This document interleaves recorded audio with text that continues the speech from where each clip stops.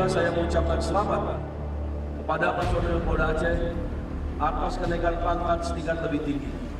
Kenaikan pangkat yang telah saudara peroleh saat ini bukanlah sebuah hak yang otomatis, diberikan oleh organisasi, melainkan sebuah penghargaan yang layak diterima atas kontribusi, dedikasi dan loyalitas yang telah diberikan kepada institusi Polri dan masyarakat.